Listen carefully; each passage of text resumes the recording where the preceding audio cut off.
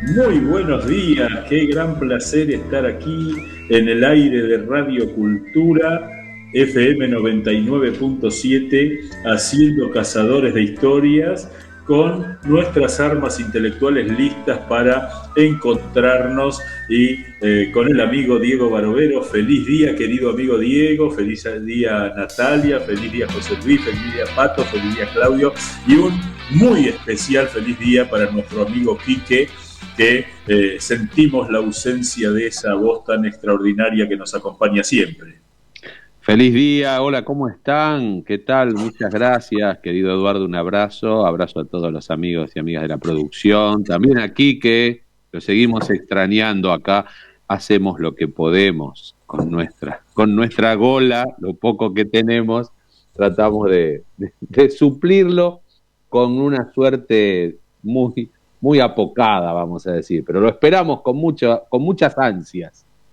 Así es, ahí yo le mandé un abrazo académico porque esta noche cuando el Racing Club pase de fase en la Libertadores entrará en la última etapa de recuperación nuestro amigo Quique, porque como buen académico se va a poner bastante contento. Si Así de que esto depende, tengo mis serias dudas, ¿eh? Espero que se recupere, pero no sé si la condición de recuperación de Quique se dará en función de lo que estás anunciando. qué bueno, qué bueno. Vos sabés que esto, querido Diego, nos confirma en la idea de que el fútbol es un juego, es el ámbito donde nos podemos tomar el pelo, aunque muchos nosotros no, pero sí permanentemente tomarlo como un juego, no como una cosa de vida o muerte. Así que, pero esta noche tenemos ambos, vos y yo, compromisos futbolísticos muy importantes, así que esperemos que salgan bien los equipos argentinos. Así es, así es. Bueno, adelante entonces, vamos, lo que tenemos que decirle a los amigos que les pedimos que nos acompañen a través de nuestras redes sociales. Decí la tuya, Eduardo, y así después doy yo la mía. Perfecto. Arroba Eduardo Lázari en Twitter y en Facebook Eduardo Lázari, el historiador de Buenos Aires. ¿Y cuáles son las tuyas, Diego? En Twitter, @debarovero, B larga y B corta, acordarse, y en Instagram, @Diego Barovero, y en el Facebook soy Diego Barovero, Diego Alberto Barovero, así que nos pueden seguir por allí, mensajes, vamos a leerlos, los vamos a compartir, y si tienen ideas, si tienen preguntas, nos las pueden formular a través de esas redes. Así que estamos alertas a lo que nos quieran contar. Pero igual estamos transitando un mes de julio que, como decíamos allá en anteriores oportunidades con Eduardo, tenemos muchas cosas de las que hablar, muchas historias, muchas personalidades de las que hablar, ¿no es cierto, Eduardo? Sí, y me parece que es bueno en esta idea de cazar aquellas historias que quizá no son las canónicas, ¿no? No son las habituales. Hay un personaje del cual hemos hablado nosotros, tanto en un curso como personalmente, y que fue muy importante para establecer una bisagra en la historia, que fue don Arturo Monroy, aquel dirigente radical.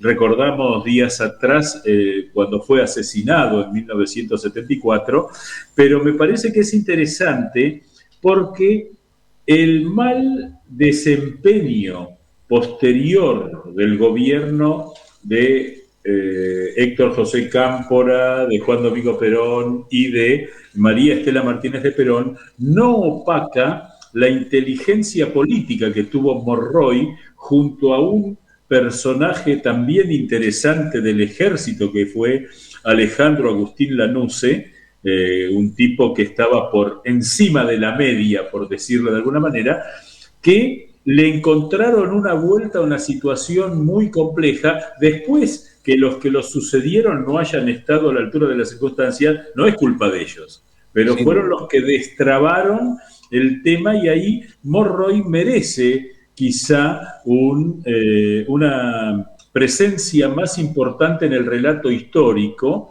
porque si no queda opacada, digamos, repito este concepto de la inteligencia política.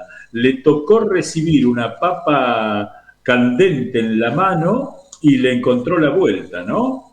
Es un personaje que a mí siempre me atrajo mucho, vos lo sabés. Yo conocí a la familia de Monroy, obviamente no a él, porque fue asesinado apenas 2 semanas después de que falleciera el presidente Perón. Fue asesinado por un comando de montoneros que actuó absolutamente individualmente, no era una personalidad que fuera buscada. De hecho, habiendo sido exministro, no tenía custodia, vivía de su trabajo, asesoraba a un establecimiento industrial en el Gran Buenos Aires, en San Justo. Estaba almorzando con un amigo a solas, solos, las dos, en un restaurante de San Justo, y lo ultiman a balazos. Se dice, hay una teoría que en realidad fue el mensaje a Balbín, que una figura relacionada con la Unión Cívica Radical y que se había alejado de la militancia política partidaria para aceptar el ofrecimiento del presidente de facto, el último de este presidente de ese periodo de facto, a quien mencionaste vos, Lanusse, que permitió la transición democrática, que le permitió al peronismo volver al poder. Monroy eligió el camino de la vida privada, con lo cual no era una persona expuesta, vamos a decir, en términos de la locura que se vivía en los años 70 en la Argentina. Había gente que estaba más expuesta por su posición política, por su posición intelectual. Él había optado por la serenidad de la vida privada, se dedicaba a la familia y a su profesión. Y eso también demostró la locura de la violencia guerrillera, sin razón. Al parecer el mensaje destinado a Balbín era, téngannos en cuenta, porque no es que se murió Perón, Isabel es la presidenta y tienen que hablar los partidos políticos con la presidenta. También las organizaciones extremistas tenemos que tener un lugar en esa mesa de negociaciones, que obviamente no lo obtuvo porque Balbín exigió en conversaciones que tuvo privadas con algunos líderes de organizaciones terroristas, que se sabe hoy que sucedieron. Un hombre que buscaba la pacificación nacional como Balbín no podía rechazar dialogar con cualquiera, pero decía: abandonen la vía de la violencia, salgan de la clandestinidad y todos podemos sentarnos a conversar sobre la pacificación del país y encarrilarlo en el rumbo democrático que se había iniciado muy, como dijiste vos recién, muy conflictivamente, ¿no es cierto? Ahí hay algunos aspectos personales que vos me descubriste sobre Monroy y que me parece interesante destacar. Un dato que yo desconocía absolutamente, hasta algunos de nuestros cafecitos demorados, como nos recomienda Juan Carlos del Misier siempre, era español, con lo cual don Arturo Monroy, nombre radical si lo hay, es muy interesante cómo los radicales logran con 4 o 5 nombres contar prácticamente su historia, ¿no? Sí. Ahora, digamos, yo creo que que vos en una vida anterior ya habías elegido Diego para ser el que contara la historia, ¿no?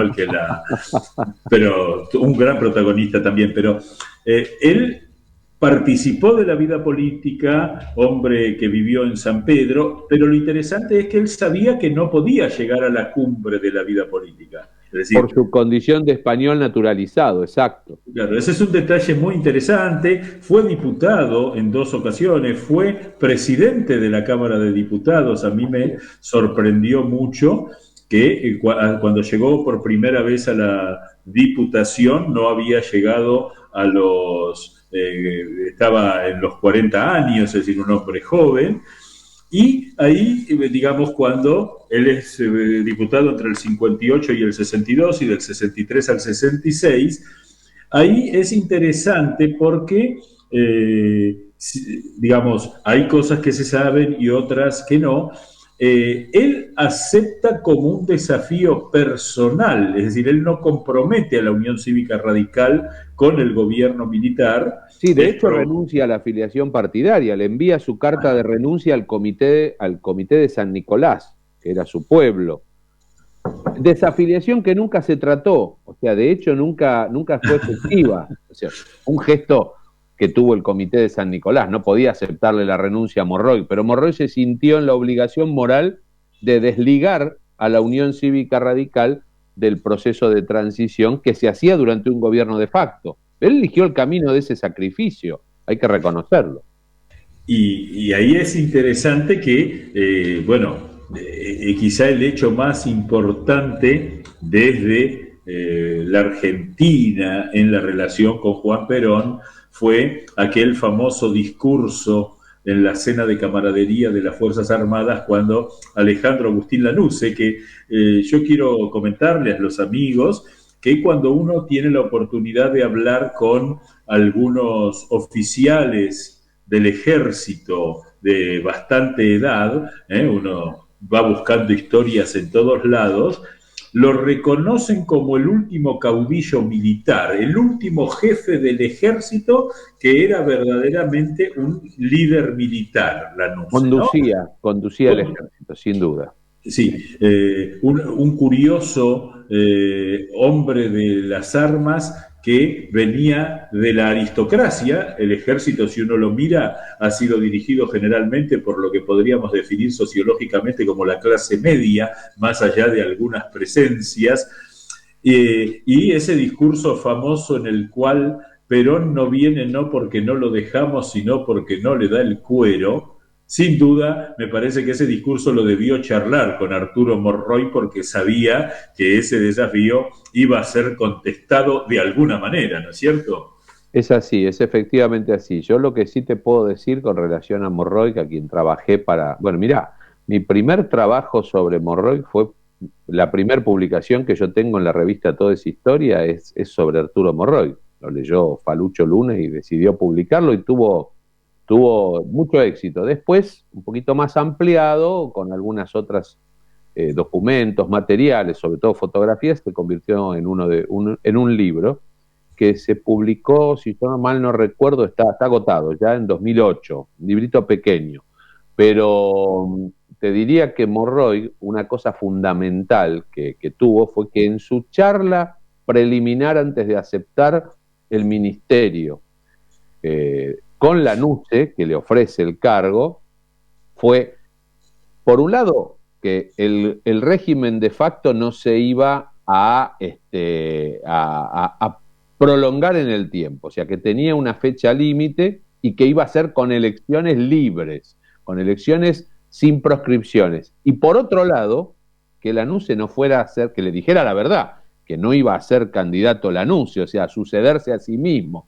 Cosa que en la cabeza de Lanusse en algún momento yo creo que estuvo presente esa idea, pero rápidamente se dio cuenta que no iba a ser posible. O sea, tenía un hombre con la suficiente inteligencia y capacidad de análisis para comprender que el contexto político de la Argentina de 1972-73 no daba para una salida negociada con un presidente que de facto se convirtiera en presidente electo. No había margen. La hora del pueblo, la convocatoria multipartidaria que animaron Balbín y Perón, que integró a otros partidos políticos, también proporcionaba ese contexto de que la civilidad podía entenderse, pero la clave era hay que salir del régimen de facto y que la elección sea libre y sin condicionamientos.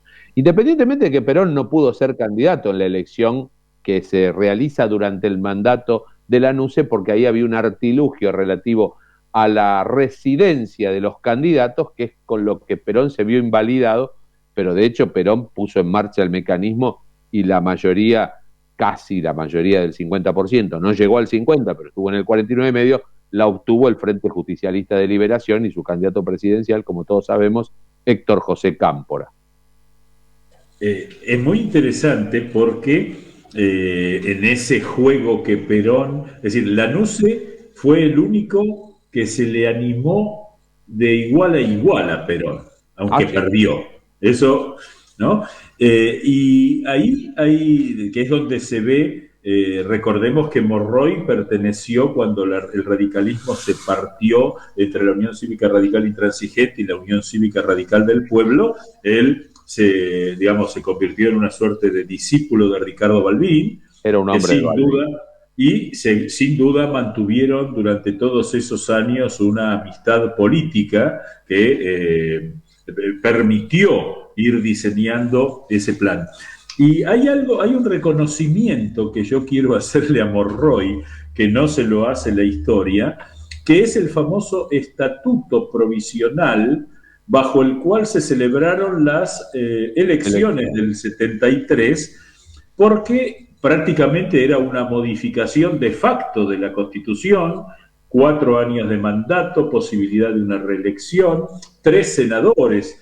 Ahí va a comenzar a brillar un joven radical de la capital federal, Fernando de la Rúa, cuando le gana la elección a Sánchez Orondo, ¿no? Un episodio notable.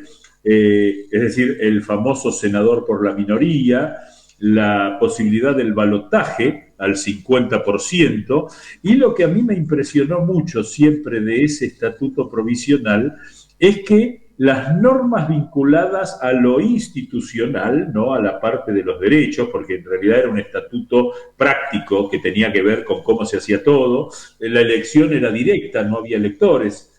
Todo eso después va a ser tomado 20 años después en la reforma constitucional del 94, casi calcado.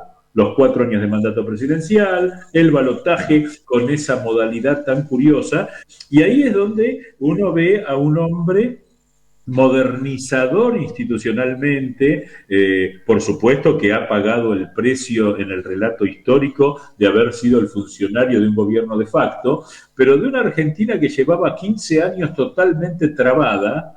Yo no sé si Lanusse sin Monroy lo hubiera podido administrar como administró, porque además él estableció una relación, llamemos, madura con la Hora del Pueblo. Recordemos, ese es un buen detalle que seguro vos lo conocés mejor, que era la Hora del Pueblo, ¿no?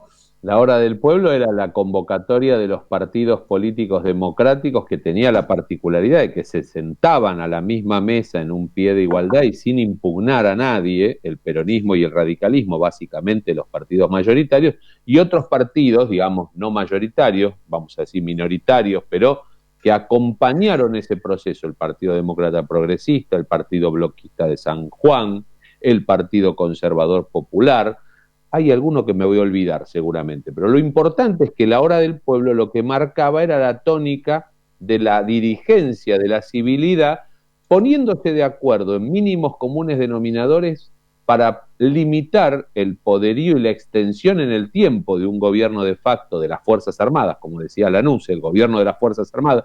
Lanusse no usa una sola vez el término el gobierno de la Revolución Argentina. Eso era parte del discurso de Onganía y de Levingston, que duró muy poco Levingston, pero Lanusse, cuando se hace cargo, habla del gobierno de las Fuerzas Armadas, es decir, las Fuerzas Armadas. Por eso él retiene, como presidente, retiene la comandancia del ejército, que es un caso especial en esa época. Después lo vamos a ver en la última dictadura militar, durante el gobierno del proceso de reorganización nacional, que hubo un periodo muy corto en el cual el presidente de facto era Jorge Rafael Videla, reteniendo la comandancia del ejército, pero eso también en algún momento debieron cambiarlo, ¿no? Porque Videla no era un líder como sí lo había sido, no era un caudillo militar como bien dijiste vos, sí lo había sido Lanusse. Pero la Hora del Pueblo y ya redondeo, fue fundamental para que Monroy aceptara el Ministerio del Interior, porque el radicalismo internamente tuvo un arduo debate en cuanto a la situación de un afiliado aceptando integrarse un gobierno de facto que era el responsable del derrocamiento del último gobierno radical, porque quien estaba en el poder era el general Lanusse, y los comandantes habían participado del golpe contra Ilia el 28 de junio de 1966, del que ya hemos hablado acá en este programa. Era una cuestión, y a Balbín no le hacía mucha gracia tampoco que alguien de su cercanía, como había sido Monroy.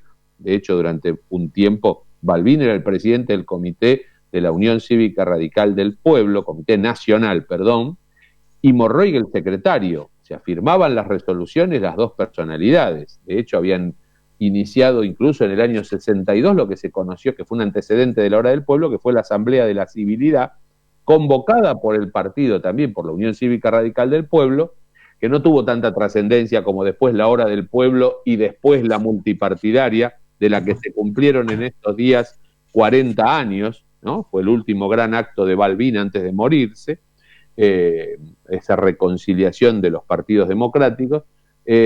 Hubo un debate interno muy arduo y fue fundamental que la Hora del Pueblo acompañara y apoyara la aceptación de Monroy. Es decir, el radicalismo se excluía respecto de responsabilidades institucionales en el ministerio que asumía un ciudadano que era afiliado al mismo, y sin embargo, el delegado de Perón, Jorge Daniel Paladino, uno de esos personajes de la historia política argentina a los que se los traga la historia, se lo degluye y desaparece. Sostuvieron el apoyo del peronismo y del resto de los partidos integrantes de la Hora del Pueblo a que el doctor Monroy, digo doctor, no era abogado, era doctor en ciencias políticas por la Universidad Católica, por la Universidad del Salvador, perdón.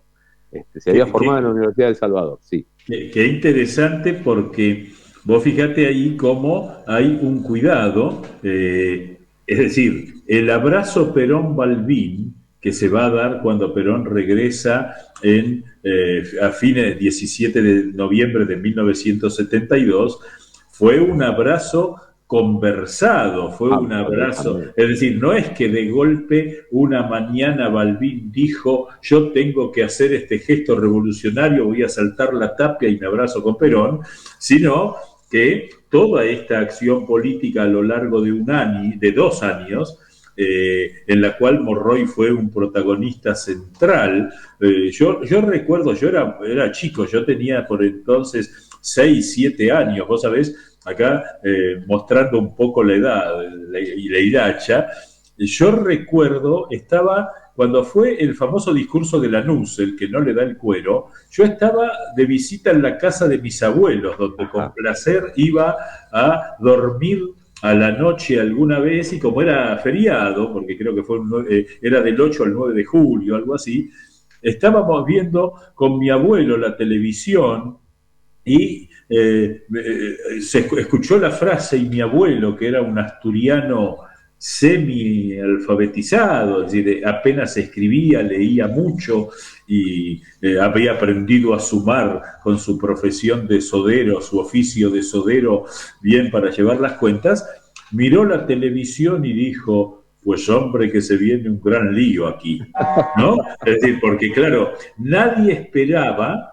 Recordemos que habían sido cerca de 15 años donde los gobiernos oficialmente casi negaban la existencia de Perón. Claro, no se lo podía nombrar. Claro. Ese gong que acabo de escuchar nos marca la primera media hora. Yo creo que es buen momento para una pausa musical. Nos ponemos en manos de nuestra magnífica producción y de los equipos técnicos de Radio Cultura. Y volvemos en un ratito, ¿eh? Nos falta hablar de otros personajes de la historia. Nos falta hablar del día de hoy. Hoy es el Día del Amigo. Vamos a recordar a nuestros amigos queridos, Eduardo, a quien más tengamos presente en estos tiempos tan raros que nos tocan vivir. ¿Qué te parece que hablamos de eso a la vuelta? Buenísimo. Si querés estar al día con las últimas novedades sobre medio ambiente y responsabilidad social, te esperamos en www.infosustentable.com. Noticias ambientales con perspectiva económica y social.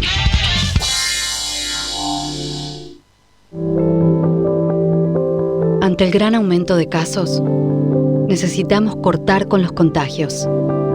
Quedarte es cuidarnos. Buenos Aires Ciudad. Juezyparte.com. Información y análisis de los principales temas del mundo judicial y de la política. Juezyparte.com.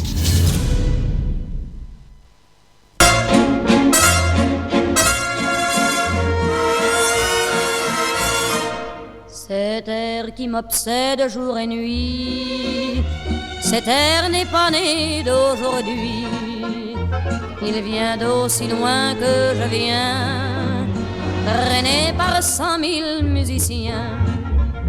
Un jour cet air me rendra folle, 100 fois j'ai voulu dire pourquoi, mais il m'a coupé la parole.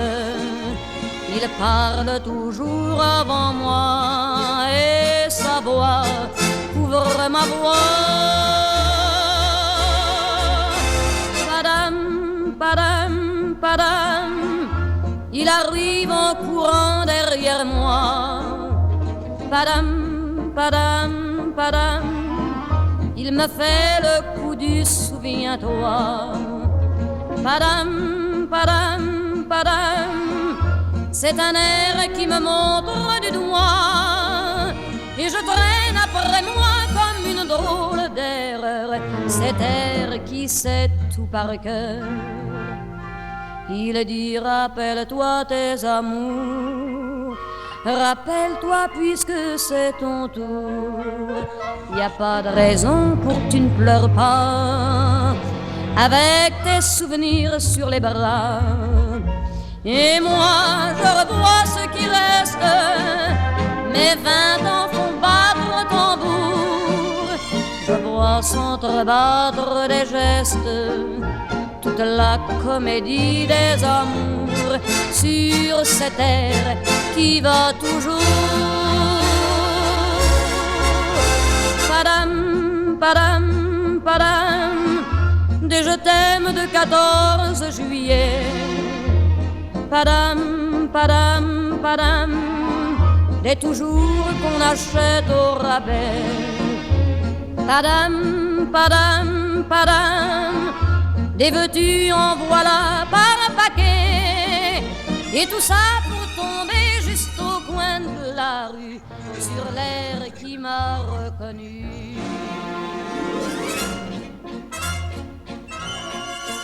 Écoutez le chahut qu'il m'a fait, comme si tout mon passé défilait.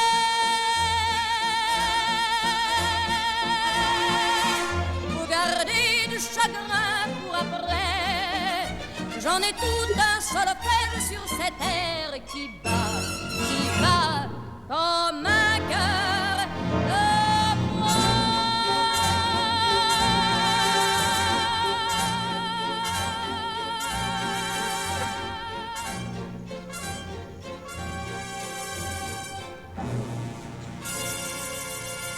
Extraordinaria de elección musical que hace la magnífica producción de este programa, Padam Padam, Edith Piaf.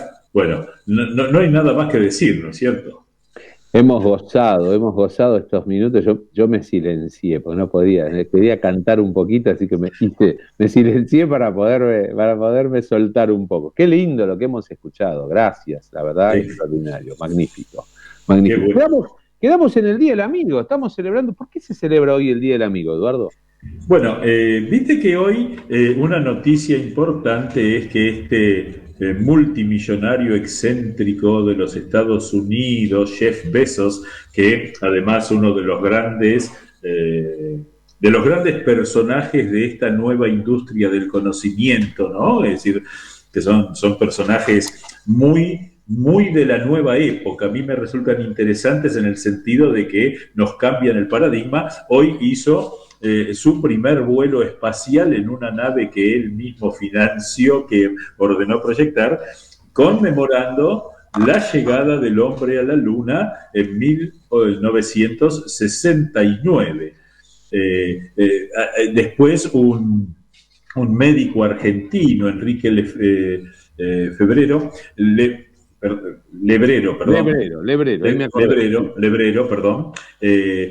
impulsó la idea a través de cartas. Él le mandaba cartas a ciertos líderes, a ciertos dirigentes en la Argentina y en el mundo, y se tuvo éxito, y como ese día toda la humanidad estuvo hermanada mirando aquel famoso alunizaje, ¿no? Que fue, yo recuerdo que es una imagen muy borrosa, pero en los escaparates de las tiendas, mi padre tenía un cliente que armaba televisores. ¿Te acordás que en esa época los televisores se armaban, no? Claro. Y en la avenida San...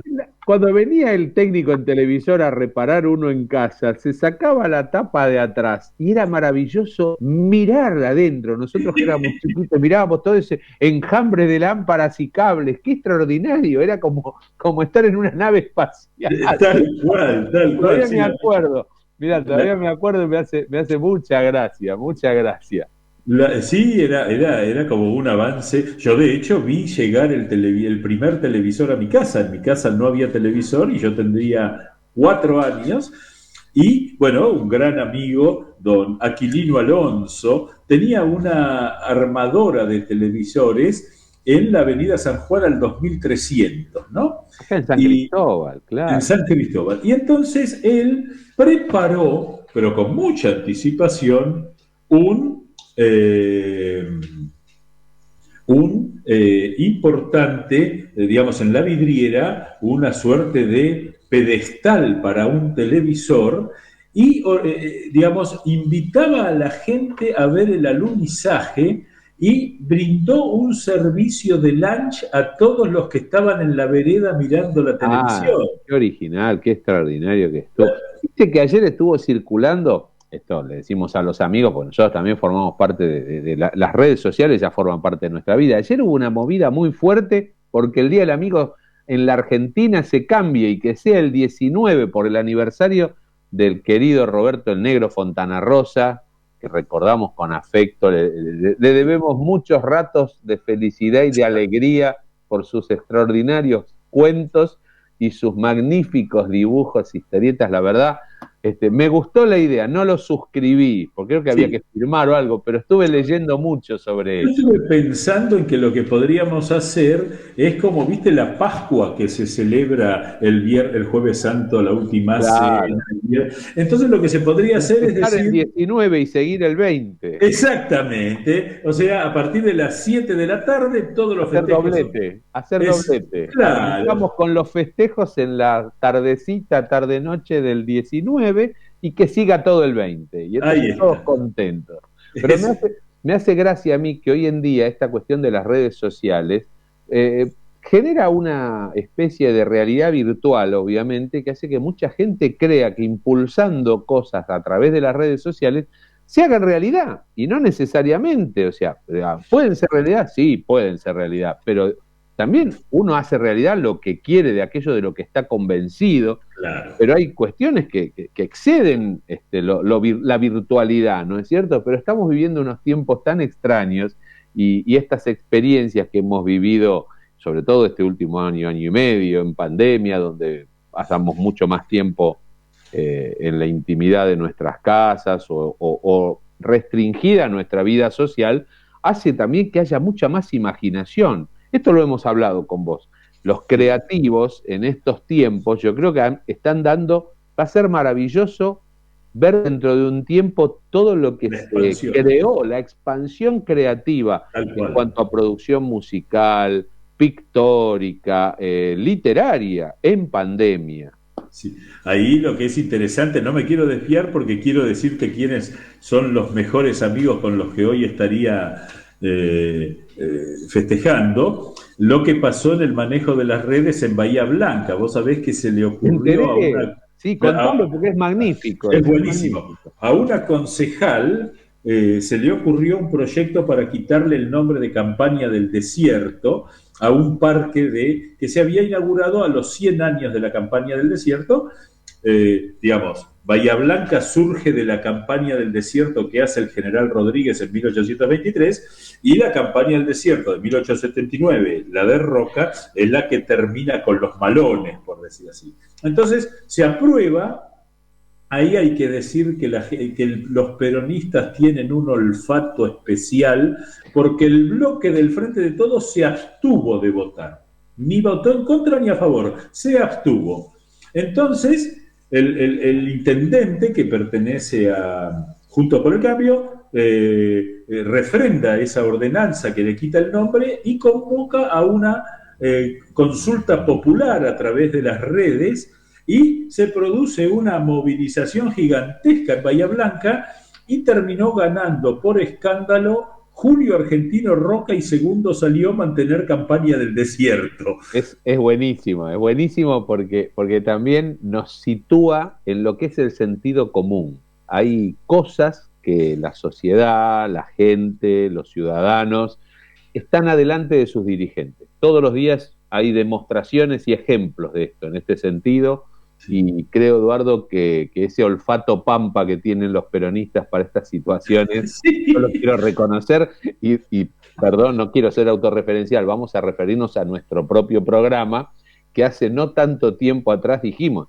el que puso general Julio Argentino Roca, el que denominó así al Ferrocarril del Sur, fue el general Perón en su primera presidencia, así que no veo contradicción ideológica alguna. Exactamente, así que vale la pena porque el manejo de las redes claramente es un ejercicio libre donde por supuesto no aceptamos, no nos parece razonable ni la ofensa, ni la grosería, ni digamos la descalificación, pero es un ámbito de expresión muy libre para la gente. Y que no se puede manejar con naturalidad, como decir, bueno, vamos para acá. Se está poniendo linda la cosa, diría alguno.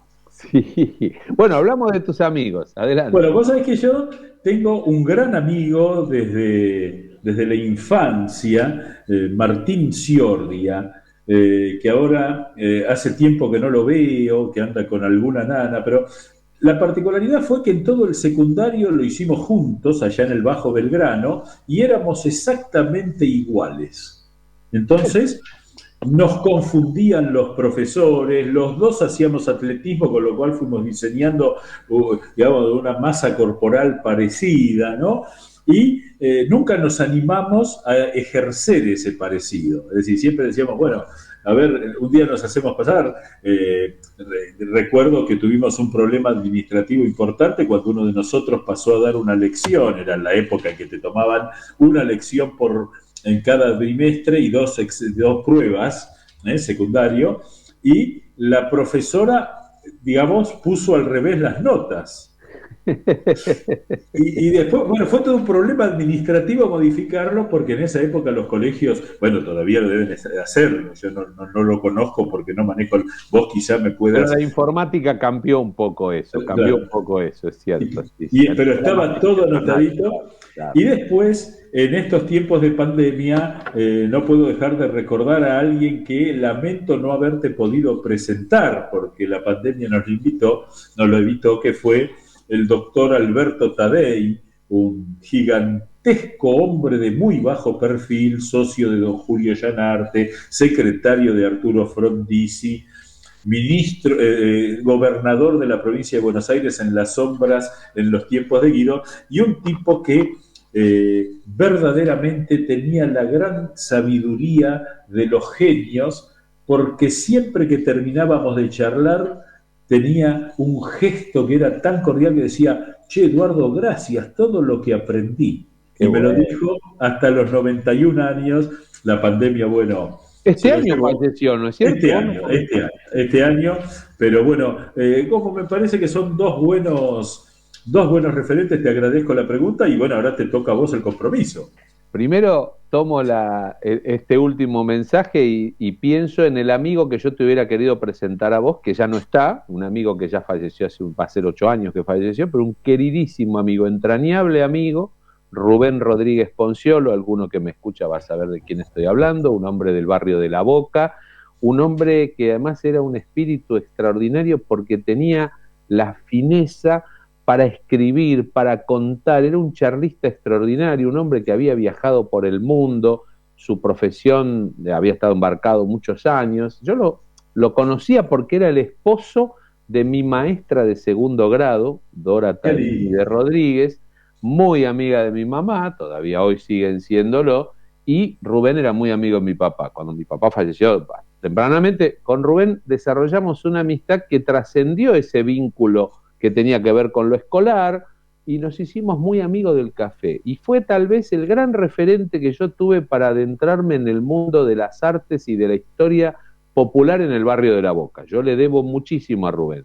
Me hubiera encantado presentártelo, que en algún momento compartiéramos un café o una comida en la buena medida, el indeleble boliche de Suárez y Caboto.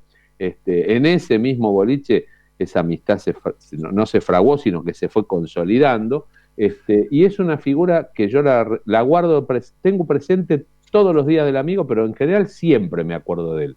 lo quiero mucho y lo recuerdo con mucho afecto. Después están mis amigos de la escuela primaria, un grupo extraordinario con el de más o menos 10 o 12, con los que seguimos vinculados y seguimos en la medida de lo posible juntándonos, algunos de ellos notables y talentosos personajes del mundo de la cultura, gente muy, muy querida, los quiero todos, no los voy a nombrar porque a lo mejor cometo la omisión y puedo quedar mal, pero es el grupo con el que egresamos en 1980 de la escuela primaria Don Carlos de la Pena, escuela número 8, Distrito Escolar Cuarto, Carlos de la Pena.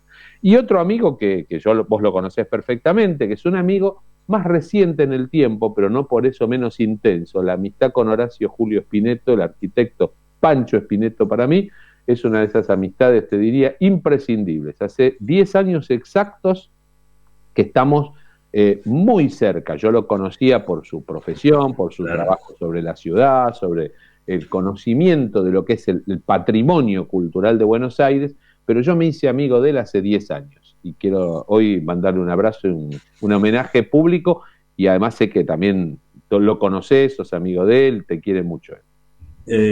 Bueno, te agradezco, un gran amigo también. Y yo lo que creo que no está de más decir, Diego, nosotros nosotros nos semblanteamos durante casi 10 años entrando y saliendo del cementerio de la Recoleta, ¿no? Y nos semblanteábamos, nos saludábamos respetuosamente, y ahí sí que se produjo una demora exagerada en tomarnos el cafecito que correspondía.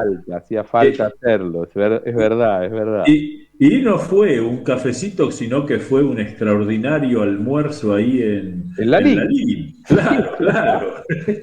En Lalín comimos, bien radical era eso. Exactamente, y a partir de ahí, digamos, para mí es muy, muy importante destacar nuestra amistad porque viste que se discute mucho si puede haber amigos que vienen, que no vienen de la infancia, ¿no? Hay como una consolidada idea de que los verdaderos amigos, esos que van a estar para siempre, son los que cosechaste antes de sacar el documento como a los 16 años, ¿no? Y yo tengo que decirte que la vida me ha permitido decir que sin duda esos amigos son fundamentales, son los que te hacen latir el corazón cuando les va bien y te hacen estrujar el corazón cuando tienen algún problema, pero yo creo que se puede, digamos, que la vida sigue permitiendo esa oportunidad que es la sintonía con alguien y convertirte en amigos, que después esa amistad a veces se traslada a lo familiar, se traslada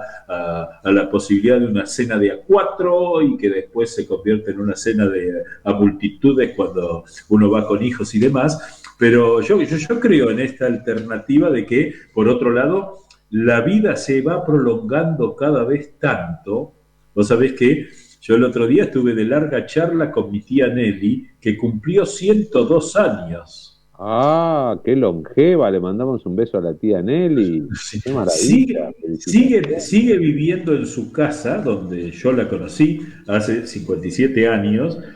Vive sola, a 2 pisos más abajo vive uno de los hijos, y atiende el teléfono y por supuesto me hizo todas las críticas que correspondían a lo que me había escuchado en la radio, a lo otro, y digamos, yo recuerdo que cuando murió mi abuela Joaquina y en San Cristóbal, era 70 años y era una viejita. Claro. Y hoy día ya, digamos, 100 años es una meta no tan fácil, pero 90 años hoy se ha hecho absolutamente se prolongó la vida de las personas, afortunadamente, y se llega bien. La calidad de la vida ha mejorado. La calidad de vida, sí. Entonces ahí hay... Yo coincido con vos eso, de que la vida nos va a producir... es una aventura la vida, ¿no? Maravillosa. Entonces uno discurre por la vida y a lo mejor se topa con espíritus o con aspiraciones similares, con gustos parecidos, o no, o se produce una corriente natural de simpatía que puede tener que ver con la onda, como se dice ahora, con la onda, y aparecen nuevos amigos. Coincido con vos, yo creo que puede haber nuevos amigos. Yo tengo la suerte de haberme hecho amigo de alumnos míos, que son mucho menores que yo. Después del aula, cuando terminó el curso, se convirtieron en amigos y estamos en vínculo, que te diría permanente, y lo cultivo, porque es algo que me produce una gran felicidad. Así que comparto plenamente tu pensamiento. Y vos sabés que me has traído el recuerdo de otro gran amigo, Jorgito Puy, que es ingeniero, un tipo muy metódico, ¿no? Y que nos hicimos amigos, pero las que eran amigas eran nuestras mujeres. Entonces nosotros íbamos medio de espectadores, ¿no? La relojeábamos los dos, y después nuestras mujeres se alejaron, una para cada lado, de hecho ni se hablan en el día de hoy, y sin embargo nosotros mantuvimos la amistad, y lo curioso es que solemos, fíjate vos este caso, solemos llamarnos cuando tenemos algún problema, porque sabemos que el otro está implacablemente al servicio del otro, ¿no? Y siempre, cada vez que nos encontramos así en una circunstancia más enojosa, después viene, che, ¿será posible? Nos tenemos que llamar y vernos un día para ver. Sí, pero ahí estamos, ¿no? Como cada amistad se va diseñando en un sentido, en un afecto, y bueno, después... No, lo magnífico es que, como a veces pasa con este programa, que la cosa discurra normal y naturalmente. Creo que eso es lo más maravilloso de la amistad, que las cosas se van dando espontánea y naturalmente, y a veces uno no se peleó con un amigo, se dejó de ver o se dejó de buscar. Las circunstancias a lo mejor lo alejaron. A veces puede haber habido una pelea, pero a veces creo que cuando hubo una pelea después puede haber una reconciliación, pero sucede que a veces uno pierde el vínculo y el contacto porque determinadas cosas se dieron de esa manera, y también es legítimo y lógico que suceda, ¿no?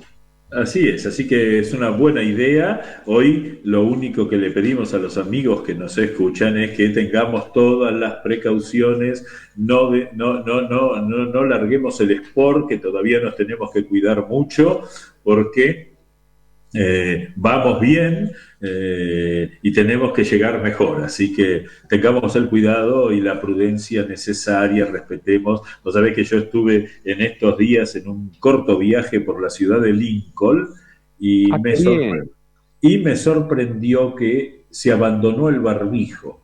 Y entonces, también lo veo por la ciudad de Buenos Aires. Claro. Ayer salí con mi hijo a hacer unas cosas y mi hijo me dijo, mira papá, me hace el comentario él, cuidadoso, sí. Un joven cuidadoso, responsable, me dice, estoy viendo demasiada gente sin barbijo y sin cuidados. A lo mejor esta etapa de vacaciones de invierno es más peligroso hacer este tipo de cosas. Deberíamos ser más cuidadosos y respetuosos.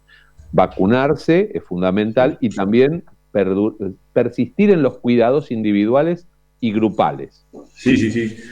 Bueno, en este sentido acá, los jóvenes, vos aludís a tu hijo, que es un joven responsable, yo tengo a mis niñas y son las que marcan el paso. Cuando entramos en casa, una de ellas agarra el dispenser de alcohol, alcoholizarse, a lavarse las manos.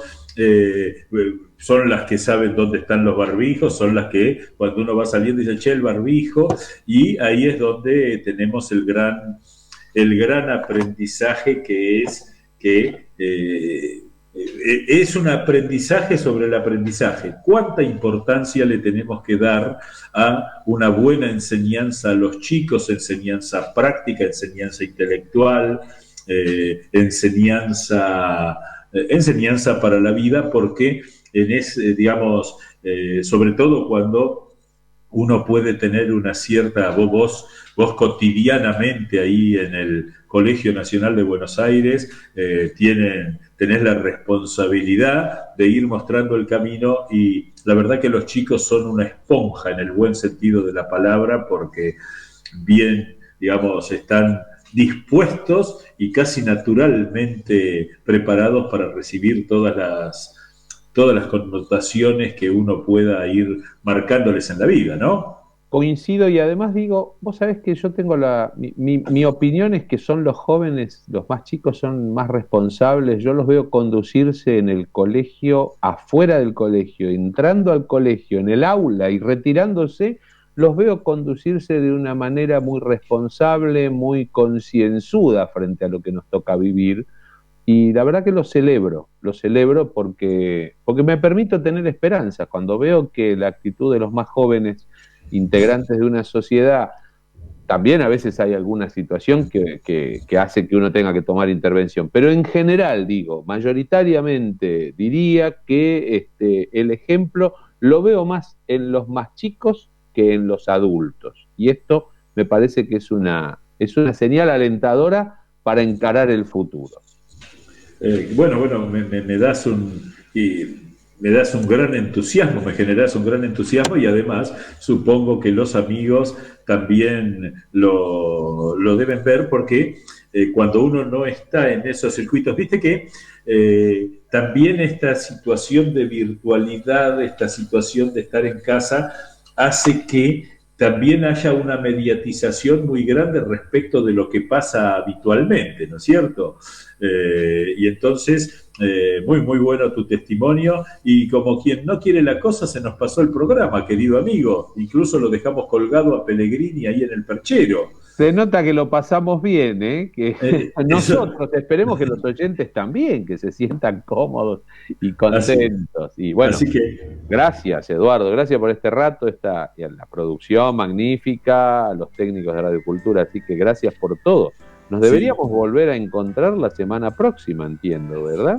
El próximo martes seguramente estamos encontrándonos con algunos productores. Hay un tal José Luis Orsi que me parece que tiene algo que ver con esto, y Patricia González, con quien seguramente vamos a tener que demorar un cafecito pronto. Muchas gracias Natalia, muchas gracias Claudio, y un gran abrazo y una gran esperanza de recuperación pronta para nuestro amigo Quique, que es la voz característica. ¿Te acordás cuando vos ibas por las radios y buscabas y por la voz te dabas cuenta de qué radio se trataba? Bueno, así es.